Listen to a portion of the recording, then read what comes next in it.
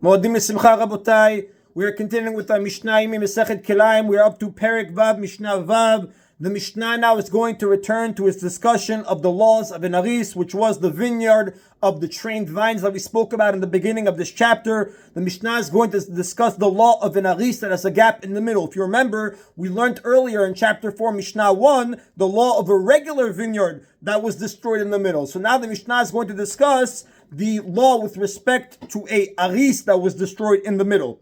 Piskei aris, in order for it to be permitted to plant other species in gaps of an aris, shmoneh amot ve'od, the gaps have to measure at least 8 amot and an additional amount, which the Rab tells us is a tefach.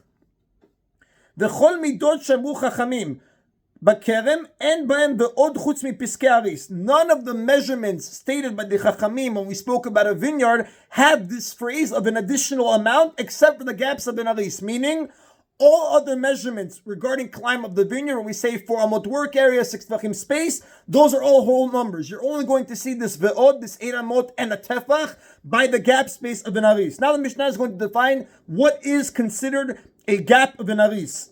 Elu en piskei aris, the following is a definition of the gaps of an aris. Aris shechra me'emtzao, an aris, the Mishnah picks a case of, the Mefarshim explain, an aris that had 11 vines that was destroyed in the middle, meaning the middle vine, one middle vine was removed. Nishtayru bo chamesh gefanim mikan v'chamesh gefanim mikan, with 5 vines remaining on each side of the gap, with 5 vines remaining on one side of the gap, and 5 vines remaining on the other side of the gap. In this case, the halacha is like this. If the gap between the two sets of 5 vines is exactly 8 amot, the grower is now allowed to bring and plant seeds there. However, if the gap is at least 8 amot plus another tefach, we give each group of the 5 vines its work area for amot, where you cannot plant other seeds, and you can plant seeds in the rest of the gap.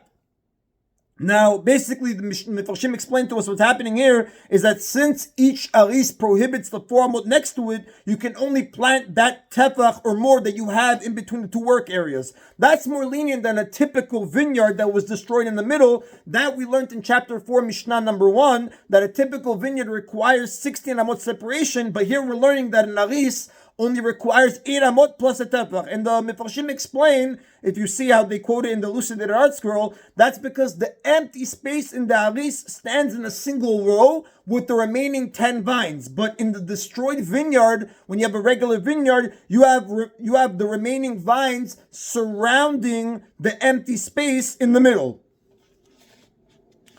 That is the end, Rabotai, of Mishnah Vav.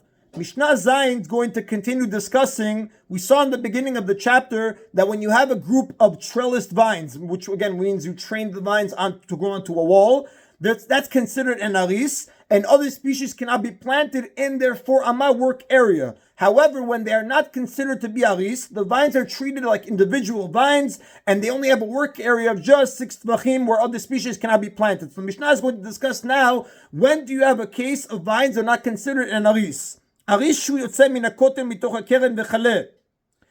have a trellised vine that extends from a wall at each corner and it finishes near the corners, meaning there are no vines growing in the middle of the wall, and the Mefarshim explained the case like this. You have 5 trellised vines, 3 growing at one edge of the wall and 2 growing at the other edge of the wall, with no vines growing in the center portion of the wall. Because we learned in the beginning of this chapter that a row of 5 trained vines on a structure is considered an aris. So here we have 2 on one edge of the wall and 3 on another edge of the wall with nothing growing in the middle of the wall. Normally, vines of an aris are planted with equal distances between them. These vines, however, are planted different. Why? They're planted at the ends with a large distance between the inner vines. Now, since the vines are not planted in the typical manner planting an aris, they do not combine to be considered a vineyard. And if you could look at the diagram that the Art School Elucidated provides, you will see how you have a very large wall, 2 on one corner, 3 on another corner, and you have the wall in the middle is empty. So the Mishnah says like this. If you have trellis vines that extend from a wall to each corner and they finish near the corners, meaning no vines growing in the middle of the wall, we give each vine its 6 tvachim work area where other species cannot be planted, and the grower can plant the remainder of the space along the wall between the two groups of vines with other species. And the Mefarshim explain that this halakha applies even if the wall is less than 4 amot long. Rabbi Yossi says, Im en sham arba amot. If there is less than 4 amot there, meaning the wall is less than 4 amot long, lo yebizer lesham. In that case, Rabbi Yossi says you are not allowed to bring and plant other seeds there near any part of the wall. And that's like how we said right now, disagrees with the Tanna Kama. Why? Rabbi Yossi agrees that when you have vines planted at the ends with the large distance between the inner vines, they don't qualify as anaris. However, he says a 6 tefach separation between each vine and other species is not always enough. If the wall is not 4 amot long, the entire area near the wall is dedicated to the vine, considered secondary, and we learned when it's considered secondary, it's going to be considered entirely like the vineyard, and you will not be allowed to plant other species there even after distancing 6 tvachim from the vine, because the wall is considered like the vine.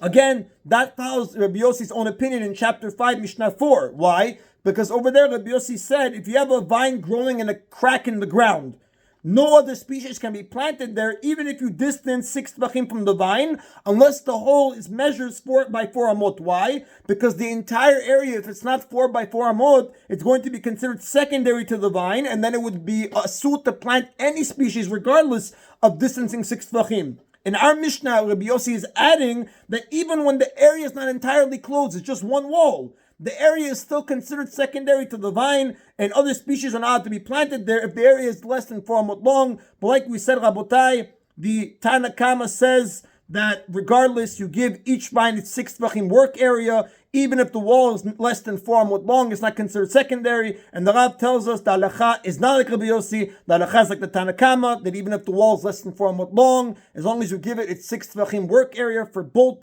sides, you are allowed to plant in the remaining area of what you have left. Again, Rabotai recommends look at the diagram that the art school brings down in an elucidated version. It will clear up the Mishnah very nicely. Baruch Adonai le'olam. Amen v'amen.